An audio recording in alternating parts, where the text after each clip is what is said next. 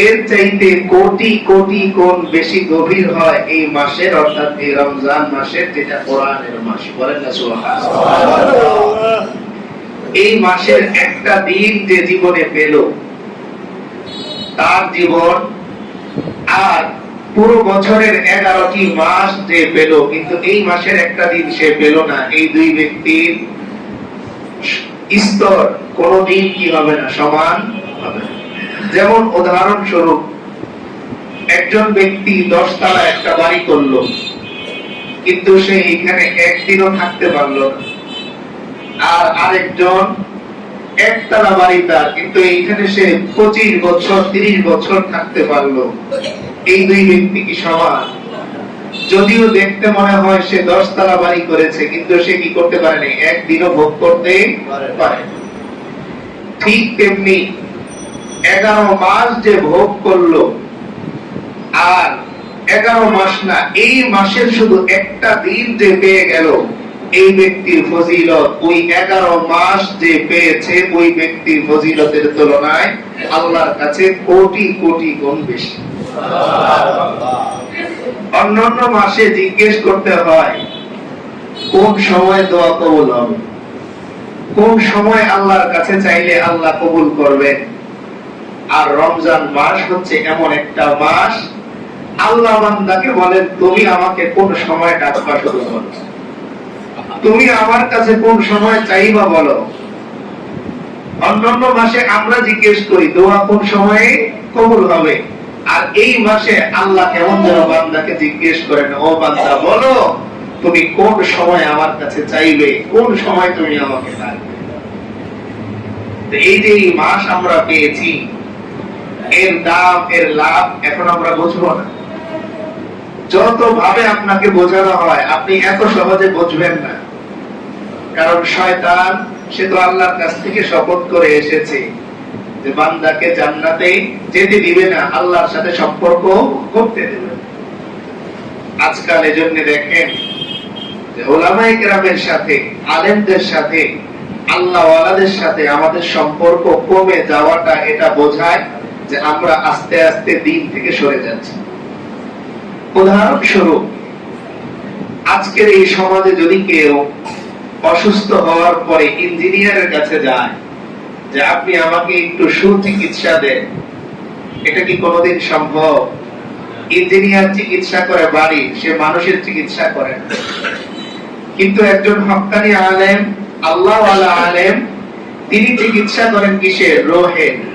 তিনি চিকিৎসা করেন দেহে।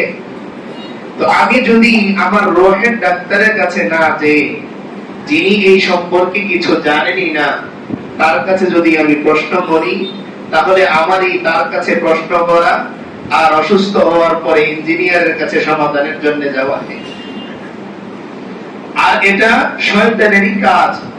কারণ শয়তান তখনই সফল হতে পারবে যখন আমার সাথে আমার রবের সম্পর্কটা নষ্ট করে দিতে পারবে। এজন্য দেখবেন গ্রাম অঞ্চলে মুরগির পায়ের মধ্যে অনেক সময় রশি দিয়ে বেঁধে রাখে। দেখেছেন আপনারা? মুরগির পায়ের মধ্যে রশি দিয়ে বেঁধে রাখে। তো এই মুরগিটা যত দড়ি ঘোরো, সে কিন্তু তার গণ্ডির বাহিরে যেতে পারে না। এটা নিরাপদ থাকে, এটা মালিকের চোখে চোখে থাকে। আর যেই মুরগিটা ছাড়া, ওটা মালিকের চোখে চোখে থাকে না, ও যে কোনো বাড়িতে চলে যায়, যে কোনো খাদ্য গ্রহণ করে। অনেক সময় দেখা যায় যে সকালবেলা সুস্থ মুরগিটা মালিক ছেড়েছে ঠিকই, কিন্তু বিকেলে খোঁজ নিয়ে আর খুঁজে পাচ্ছে না, গিয়ে দেখে কোথাও মরে পড়ে আছে। তো যেই বান্দার সম্পর্ক আল্লাহর সাথে জড়ে থাকে, আশা করা যায় ওই বান্দা কোনোদিন পথ হারাবে না। আর যেই বান্দা আল্লাহর সাথে সম্পর্ক ছিন্ন করে ফেলবে, তার দুনিয়াও ক্ষতি, আখিরাতও ক্ষতির মুখে পড়বে নিঃসন্দেহে।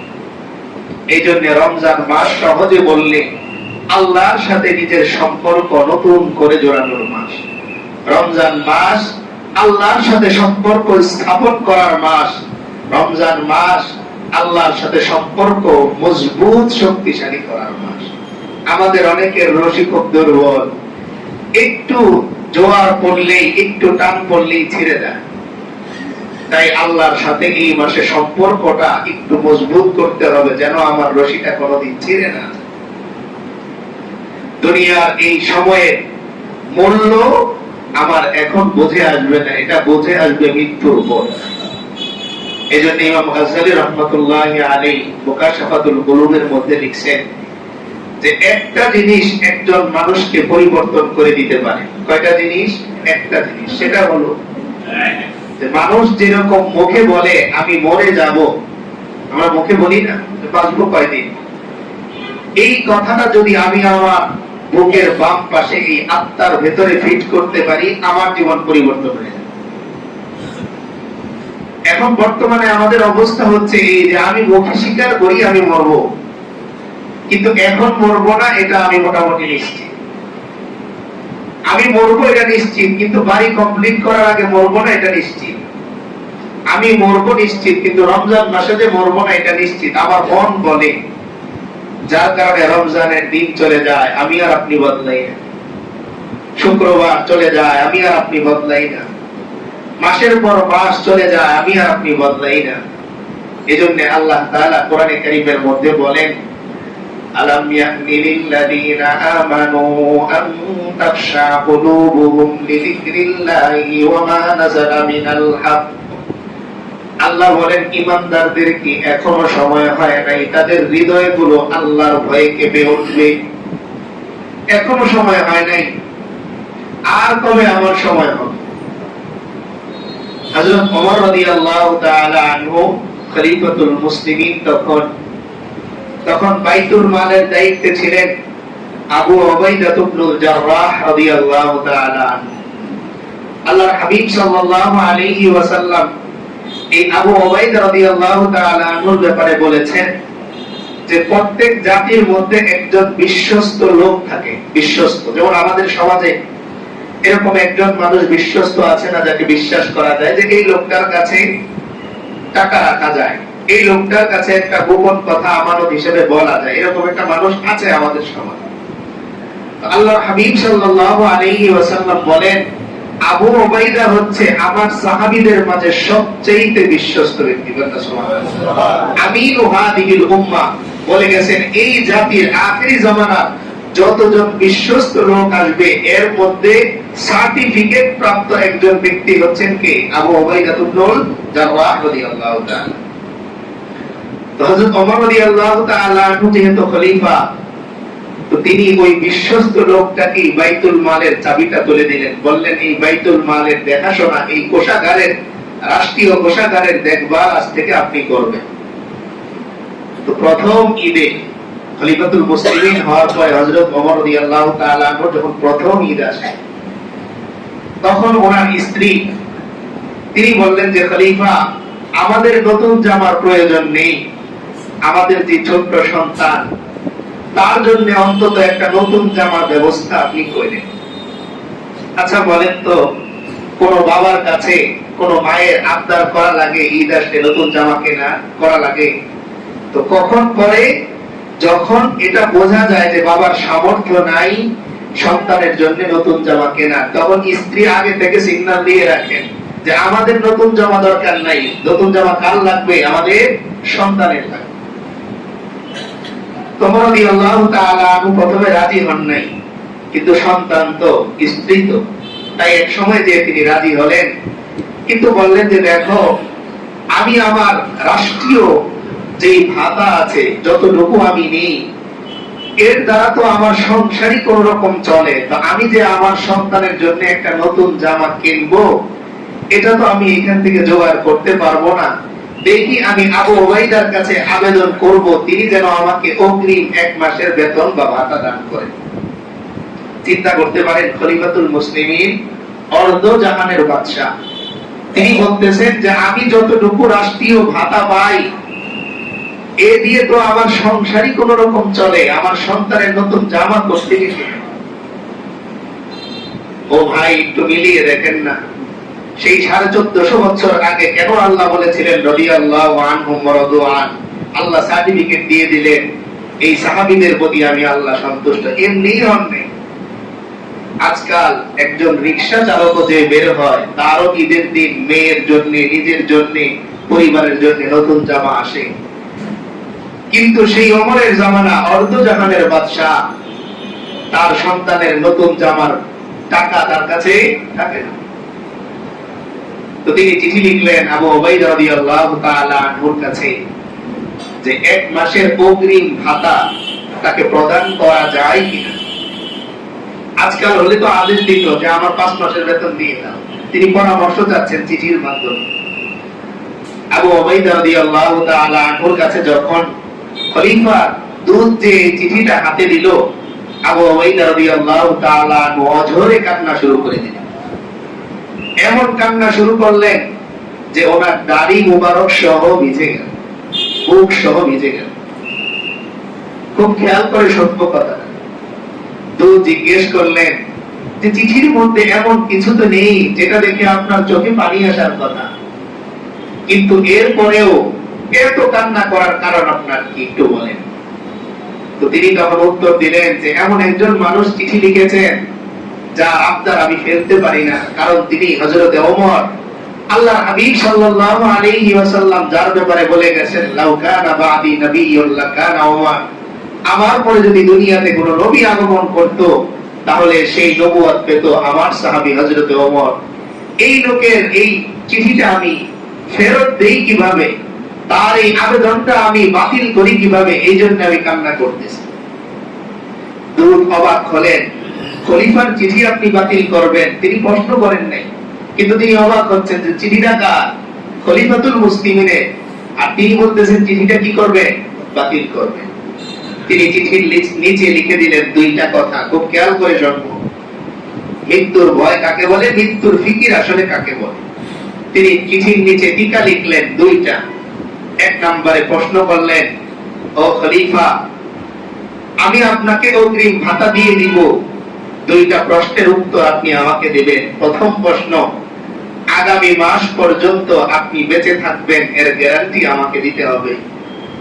2 নাম্বার, আগামী মাসে মুসলমানরা আপনাকে খলিফা হিসেবে নিয়োগ রাখবে, এটার নিশ্চয়তা আমাকে দিতে হবে। এই 2টা জিনিস যদি আপনি আমাকে নিশ্চয়তা দিতে পারেন, আমি 1 মাসের না 1 বছরের অগ্রিম ভাতা আপনাকে দিয়ে দেব। তো এই চিঠি নিয়ে চলে গেলেন খলিফা হযরত ওমর রাদিয়াল্লাহু তাআলা আনহুর কাছে। এবার চিঠি দেখে তিনি আবু উবাইদার চাইতে আরো বেশি কান্না শুরু করে দিলেন। কান্না করতে করতে চিঠি সহ ভিজে গেল।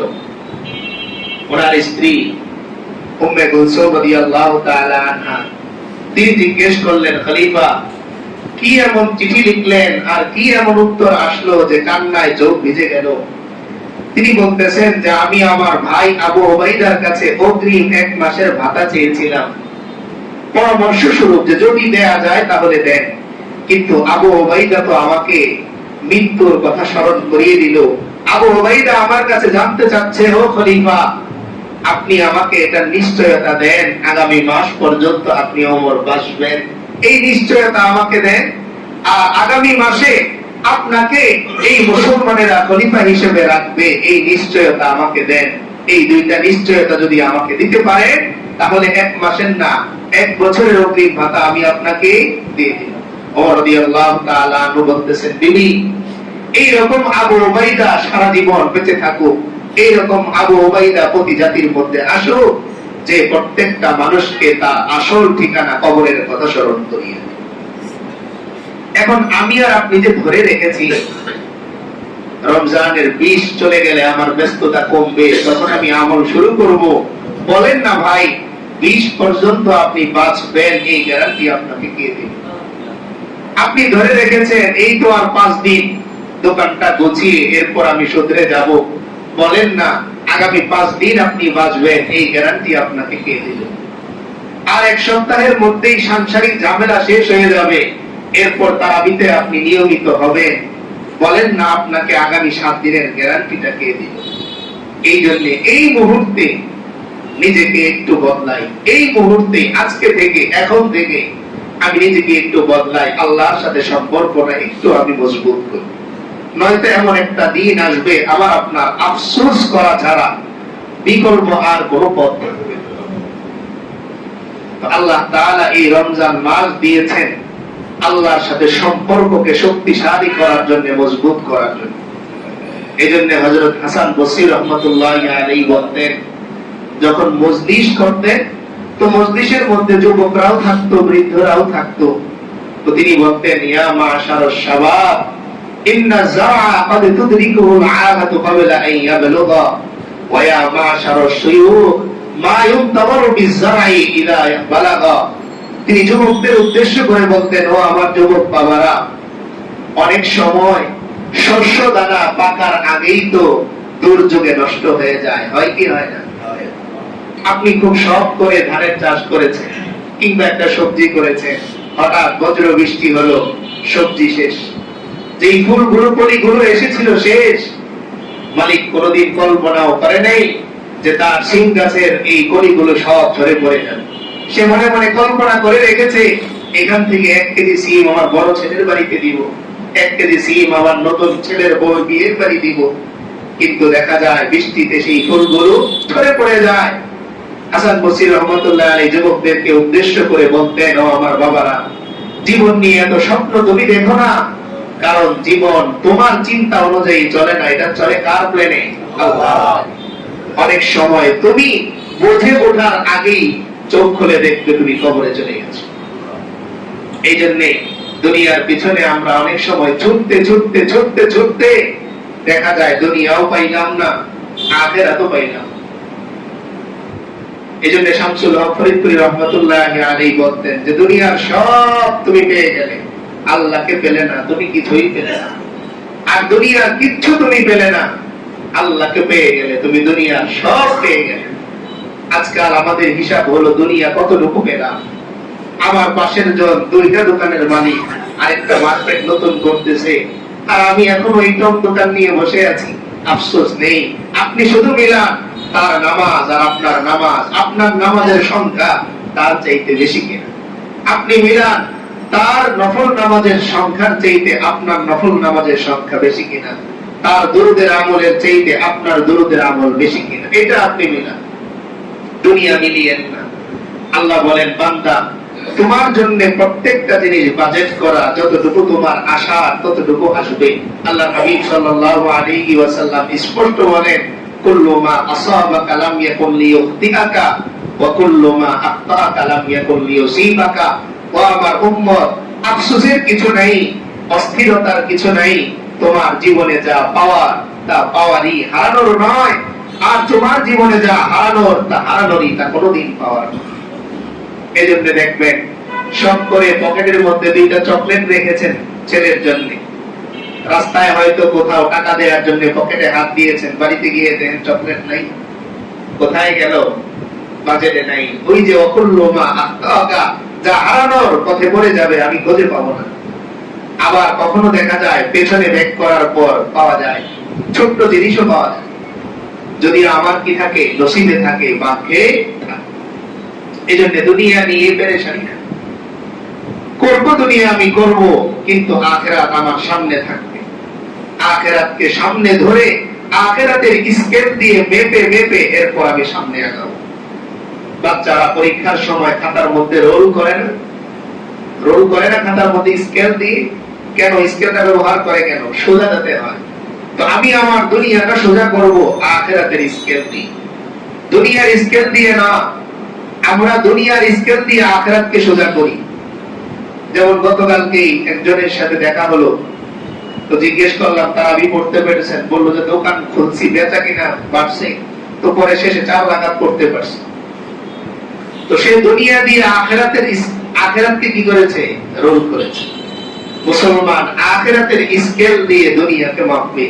যেখানেই দুনিয়ার সাথে আখিরাতের দ্বন্দ্ব হবে, সেখানেই দুনিয়া আমি ছেড়ে দিব, সেখানে আমি আখিরাতকে প্রাধান্য দেব। হাসান বসরি রাহমাতুল্লাহি আলাইহি বৃদ্ধদেরকে উদ্দেশ্য করে বলতেন, মা ইউনতাযারু বিস-সারঈ ইযা বালাগা।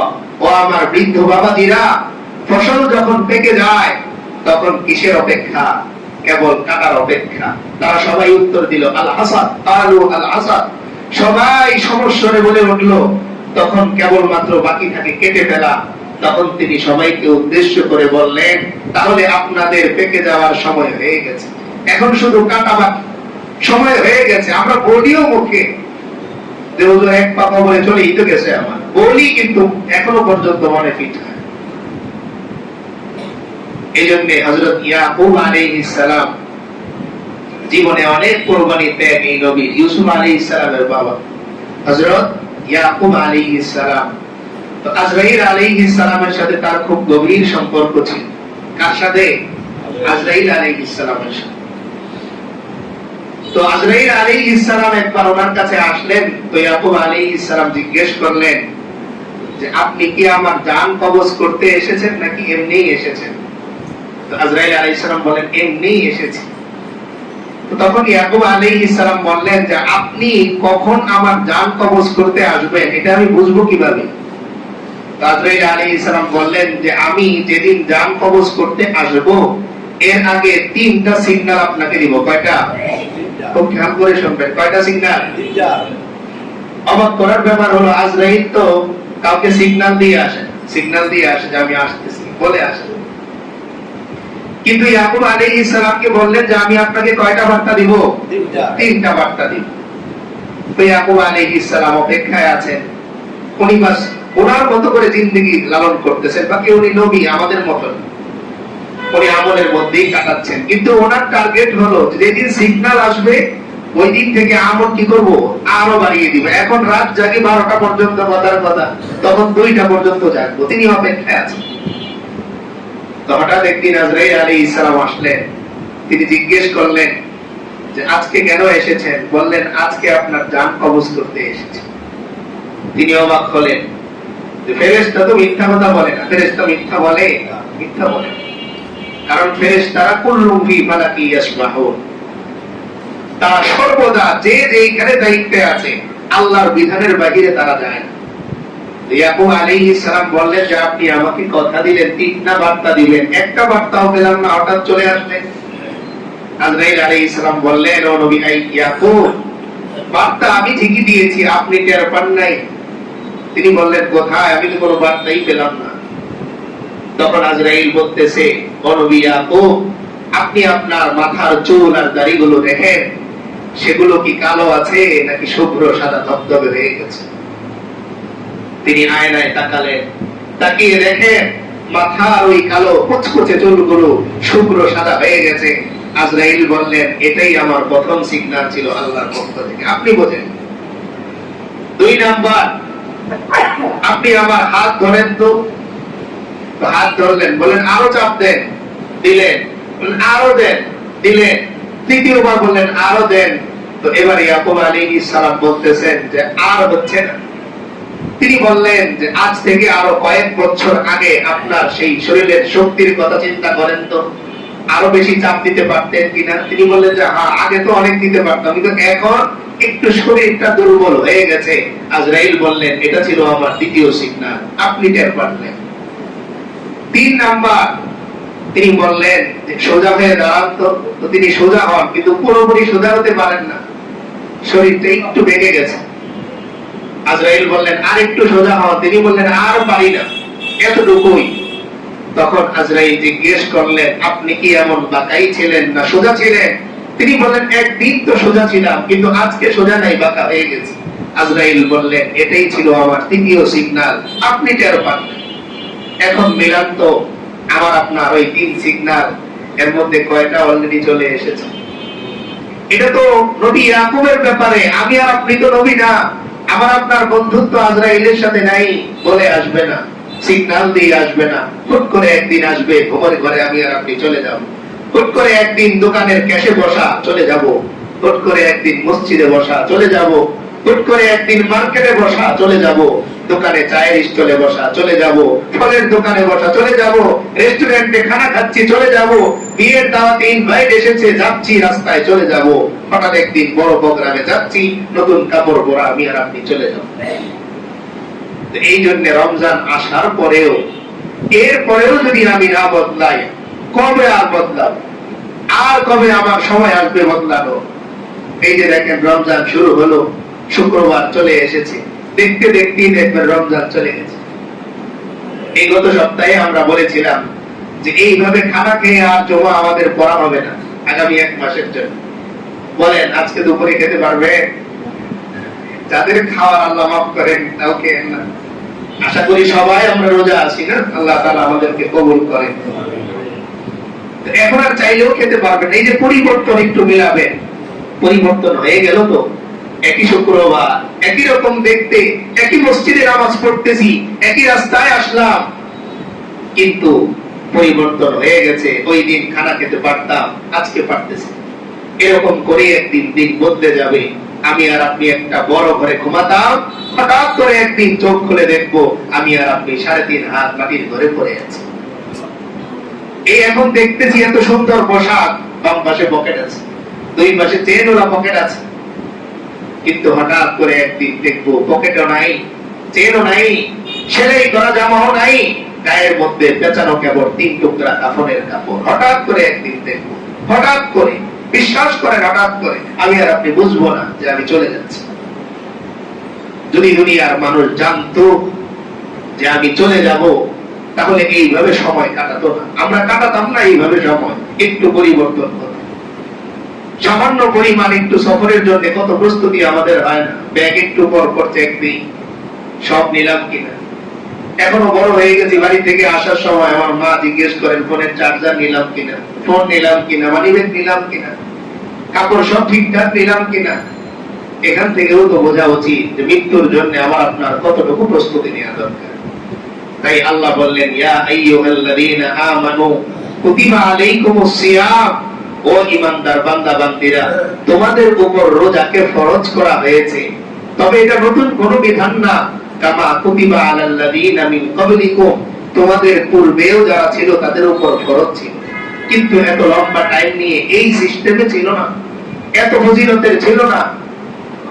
আমাদের জন্য যেই ফজিলতের হয়ে এসেছে, এজন্য আমাদের প্রথম দিনের তেলাওয়াতে গেছে শাহরু রমাদানাল্লাযী উনজিলা ফীহিল কুরআন হুদাল লিন-নাস ওয়া বাইয়িনাতিন মিনাল হুদা ওয়াল ফুরকান। আল্লাহ বলেন, বান্দা, এই মাস কোরআনের মাস, এই মাস আমার সাথে কথা বলার মাস, এই মাস আমার সাথে সম্পর্ক জোড়ার মাস, কথা বলার মাস। এই মাসে একটু কোরআন বেশি বেশি পড়েন, যেহেতু এটা মাসই কোরআনের, তাই কোরআন পড়েন। আজকে আমি আর আপনি কোরআন পড়ে স্বাদ পাই না কেন? দেখবেন কোরআন শরীফ 5 মিনিট, 6 মিনিট, 10 মিনিট পড়ার পরে ঘড়ি দেখি কয়টা বাজে, না আর পড়া যাবে না। কিন্তু দোকানে বসতে যে বন্ধ করতে মনে চায় না, কারণ দোকানের ক্যাশের মধ্যে আমি আর আপনি বুঝে গেছি, যার কারণে ক্যাশ থেকে উঠতে মনে চায় না। পাশের দোকান বন্ধ হয়ে যায়, কিন্তু আমার দোকান বন্ধ হয় না। আবার এরকম বান্দাও আল্লাহর আছে, মসজিদ খালি হয়ে যায়, সে ওঠে না, সে এই মসজিদের মজা পেয়ে গেছে। আপনি এক পারা পরে চলে যাচ্ছেন, আরেকজন পড়তে পারে না, ভাঙা ভাঙা কণ্ঠে পড়ে, কিন্তু থামে না, পড়তেই আছে। আপনি 20 মিনিটে এক পারা পড়েন, আরেকজন 2 ঘন্টায় এক পারা পড়তেছে। বিশ্বাস করেন, আল্লাহর শপথ করে বলতেছি, আল্লাহ বলেন ওই 20 মিনিটে এক পারা পড়া লোকটার চাইতে 2 ঘন্টায় ভাঙা ভাঙা কণ্ঠে কোরআন পড়া লোকটা আমি আল্লাহর কাছে বড় দামি। এই রমজানের প্রথম তারাবির দিন আমি তেলাওয়াত করতে বসেছি, আমার পাশে এক মুরব্বী বসেছে, তো উনি এত আস্তে আস্তে ভেঙে ভেঙে পড়তেছেন, তো আমি আমার তেলাওয়াত রেখে ওনার তেলাওয়াত শুনলাম। একদম অক্ষর অক্ষর করে করে পড়তেছেন, হয়তো নতুন শিখেছেন পর। তো লম্বা সময় ধরে তিনি বললেন, 8 পৃষ্ঠা না 9 পৃষ্ঠা পড়েছেন জোহরের পর থেকে, অনেক সময়, কিন্তু ওঠেন না, ক্লান্ত হন। আমি কতক্ষণ তেলাওয়াত করে বন্ধ করে রাখছি। তো পরে তার পড়াশোনার জন্য নিজের উপর আফসোস হলো, পরে বসলাম যে এই যে লম্বা সময় ধরে তিনি কষ্ট করতেছেন, এই কষ্টটা যে আল্লাহর কাছে কত দামি, এটা যদি আমি আর আপনি বুঝতাম, তাহলে এই কথা বলতাম না যে হুজুর আমি পড়তে পারি না, আমি তাকিয়ে থাকবো। মার্কেটের সব কাপড় কি আমি আর আপনি কিনি? কিন্তু দেখি তো, আমি জানি যে এই দোকানের জিনিস আমি কিনতে পারবো না, কিন্তু দেখি তো, একটু দেখে আসি জুতাটা কেমন, পরে না হয় কিনবো, দেখে আসি। তো কেন আমার আপনার দিলে এই কথা আসে না? একটু কোরআনটা খুলে দেখি না, পড়তে না পারলাম, অন্ত চোখের পানি তো বললো যে আমি তো পারি না পড়তে। এই জন্য একটু কোরআন হাতে আমরা নেই, এটা কোরআন হাতে নেওয়ার মাস, আর সাজিয়ে রেখেন না কোরআন। বড় আফসোসের বিষয়, অনেক বাসায় যাওয়ার পরে জিজ্ঞেস করলে কোরআন শরীফটা কার, বলে আমার দাদা। একটা স্পটও করে নেই, এখনো চকচকা নতুন আছে, আনন্দের ব্যাপার না? আমরা তো তাই মনে করবো এক আনন্দের ব্যাপার। দাদা কোরআন শরীফ একটা স্পর্শ করে না, আফসোস আমাদের জন্য। শান্তি কোত্থেকে পাবো? কোথায় পাবো শান্তি? আল্লাহ বলেন আলা বিযিকরিল্লাহি তাতমাইন্নুল কুলুব, জিকিরের মাধ্যমে হৃদয়ে শান্তি আসে। আর আফদালু যিকরি তিলাওয়াতুল কোরআন, সবচেয়ে উত্তম জিকির হচ্ছে কোরআনে কারীমের তিলাওয়াত। ঘরে কোরআন পড়েন, পরিবারের মধ্যে শান্তি আসবে। আপনার স্ত্রী আপনার কথা শোনে না, কোরআন পড়েন না, থেমে যাবে। আপনার বাচ্চা কান্না করে, সামনে কোরআন পড়েন, 100% থেমে যাবে। আপনি পড়ে দেখেন, ও যদি না থামে পরে আমাকে বলে। আপনার ছেলেটা কথা শোনে না, পরে কোরআন পড়ে শোনা। কোরআনটা হাতে নেই আমরা, এই মাসটা কোরআন হাতে নেওয়ার মাস, আর উপরে তুলে রাখেন না। জবাব নাই। আল্লাহ যদি জিজ্ঞেস করেন যে বান্দা টিভিটা রাখলা চোখের সামনে আর কোরআনটা রাখলা ভিতরের রুমের উপরে সামসেটের উপরে, আমাদের তো আজকে তাই।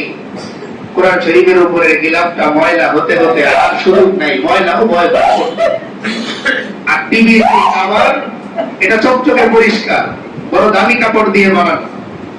আর আমরা কোরআনে কারীমের গিলাফ বানাই, দর্জিকে বলি বেঁচে যাওয়া কাপড় আছে কিনা, টুকরা কাপড় থাকে না, একটা গিলাফ বানিয়ে দিয়ে। আল্লাহ কোরআনকে ইজ্জত করেন।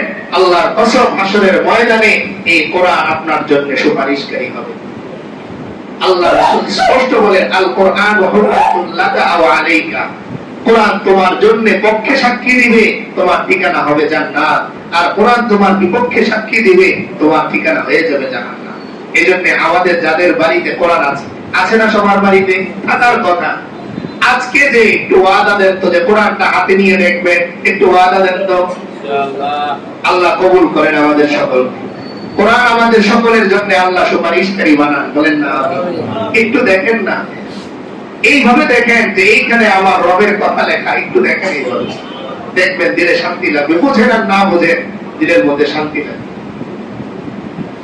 দেখেন গতকালকে আমি নামাজ পড়িয়ে আসলাম, পরে আমার ছেলে তো ছোট, তো পাগড়ি বলতে পারে, আমি মাথা থেকে পাগড়ি করছি, তো ও বলতেছে পাগড়ি, বলা পাগড়ি। তো এটা হাতের মধ্যে নিয়ে রাখছে, একবার পড়ে গেছে, পরে উঠে আবার চোখ খাচ্ছে। ও পাগড়ির কদর কি বোঝে? কিন্তু ওই যে দেখেছে এটা বাবার মাথায় বাঁধা, বাবা এটা হাতে করে নিয়ে যান, নিচে ফেলেন না। তো এটা হাত থেকে ফেলতেছে না, হাতের মধ্যে রাখতেছে। তো এই কোরআনটা বুঝি আর না বুঝি একটু তাকিয়ে থাকি, যে আমি কিচ্ছু না বুঝলাম, দেখবো আমি কত টিভির দৃশ্যই তো আমি তাকিয়ে থাকি, কিচ্ছু বুঝি না। বাংলা না, কত অন্য ভাষার জিনিস আমি দেখতেছি। বাসের মধ্যেও দেখা যায় স্ক্রল করতেছে, সে ভাষা বোঝে না, কিন্তু দেখতেছে তো। কোরআন একটু দেখি, আমি একটু স্ক্রল করি না, কোরআন পৃষ্ঠা উল্টা, একটু গান নেই। এই কোরআনের মধ্যেও আবার আল্লাহর গান আছে। আপনি নিয়ে দেখেন না, আপনার বাবার জামার মধ্যে যদি বাবার গান লাগে, কোরআনের মধ্যেও আল্লাহর গান আছে। আপনি একটু নিয়ে দেখেন। অনেক সময় দেখা যায় বাবা ছেলেকে বলে যে দেখো তোমার দাদার গান আছে, ছেলে পায় না, কারণ ছেলের ওই নাক নাই, কিন্তু বাবার ওই নাক আছে, তাই বাবার গান পায়। মুমিনদের এমন একটা নাক আছে, এমন একটা মস্তিষ্ক আছে যে কোরআনের মধ্যে তাকালে আল্লাহর গান পায়। এই যে আপনার আফসোস আমি পড়তে পারি না, এই এতটুকু আফসোস আমার আপনার নাজাতের জন্য যথেষ্ট হতে পারে। এই জন্য আজকে দুইটা আমল বিশেষ করে, এক নম্বরে নামাজের প্রতি আমরা মনোযোগী হই, আল্লাহর সাথে সম্পর্কটা আমরা মজবুত করি। আর দুই নম্বরে কোরআনটা একটু আমরা হাতে নিই, সুযোগ হলে শিখি। অন্তত যদি শিখতে না পারি তো নিজে অন্তত হাতে নেই, প্রতিদিন একবার করে হাতে নিয়ে একটু দেখি। আল্লাহ তাআলা আমাদের সকলকে কোরআন শেখার